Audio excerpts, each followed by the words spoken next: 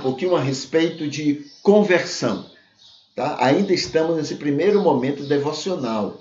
E aí a gente fala um pouquinho sobre conversão.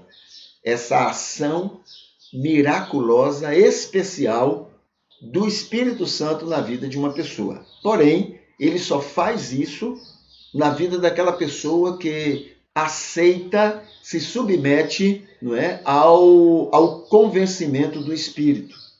Entende? Então, a conversão acontece na gente, mas é obra do Espírito. Porém, só vai acontecer essa obra em mim se eu me submeter ao convencimento que o Espírito opera. O Espírito convence todo mundo do pecado. Se eu me submeto, então o Espírito vem e opera a conversão em mim. Se eu não me submeto, então o Espírito não pode, né, realizar essa obra em mim. Tá? Então veja aqui, não é uma questão de opção, mas de obediência. Todas as pessoas que recebem, que aceitam, né, esse convencimento e passa então por essa conversão, essa atuação do Espírito, então esse está sendo obediente ao Senhor Deus. Deus quer salvar o maior número possível de pessoas. Olha, esse é o critério de Deus para agir. Desde antes da fundação do mundo até o último homem que nasceu sobre a face da terra. Tudo que Deus faz, tudo que Deus planejou, tudo que Deus, né, segue, né, no plano da graça, é exatamente com esse objetivo. Tudo está ligado a esse objetivo. Ele me ama muito, muito, muito. Mas toda vez que ele me abençoa visando salvar o maior número possível de pessoas. Entende? Ele não me abençoa somente por abençoar. Há um propósito. Eu já estou salvo. Então há um propósito em me abençoar. Que essa bênção possa facilitar para que mais pessoas sejam alcançadas e salvas, né? Pela sua misericórdia, pela sua paciência, pelo seu carinho. Tá? Então, Deus quer salvar o maior número possível de pessoas. João 16:8, o Espírito é quem convence o mundo de sua situação pecaminosa. Primeiro, ele quer salvar o maior número possível de pessoas por amor. Deus estabeleceu o melhor plano de salvação, que é a graça. Entendeu? O melhor plano.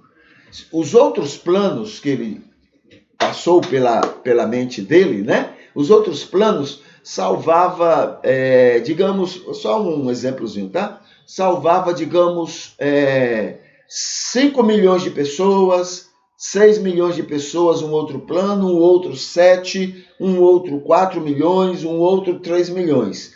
A graça, né, salvaria 6 milhões, 7 milhões de pessoas. Então esse foi o plano que ele escolheu.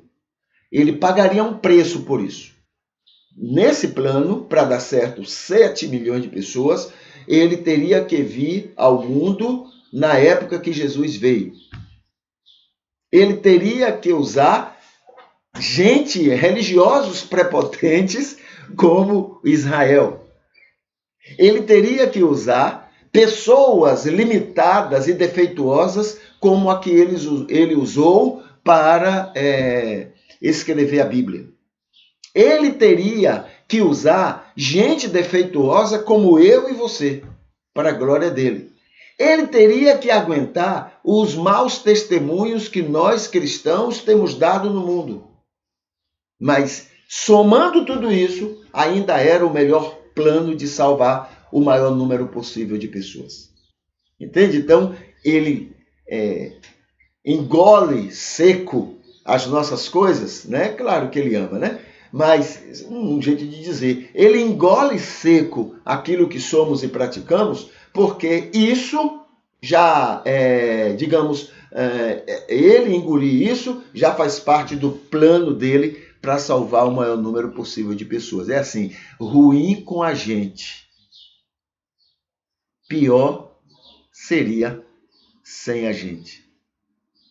Entende? Mais ou menos isso. Segundo, Por amor, ele seguiu o plano com o Espírito Santo. Então ele fez um plano por amor e por amor ele segue piamente esse plano. Ele não quer perder. Se ele conseguiria 7 milhões, ele não quer perder uma pessoa. Então ele segue piamente esse plano. Muitas vezes, para não perder uma pessoa, ele não me abençoa. Ele não atende uma coisa que eu peço. Ele não atende uma coisa que ele gostaria de me dar. Gostaria de fazer para mim. Ele não faz, porque se fizer, ele perderia uma pessoa. Deu para compreender, né? A importância disso. Terceiro, atendendo à graça, o Espírito atuaria como servo de Abraão, preparando a noiva para o filho. Lembra daquela experiência? Abraão, para arranjar uma esposa para o filho, mandou que o seu servo fosse até a terra dos seus pais para encontrar uma esposa para o filho dele. Né? Então, esse servo que foi lá preparar e trazer a esposa ilustra muito bem a ação do Espírito Santo de Deus.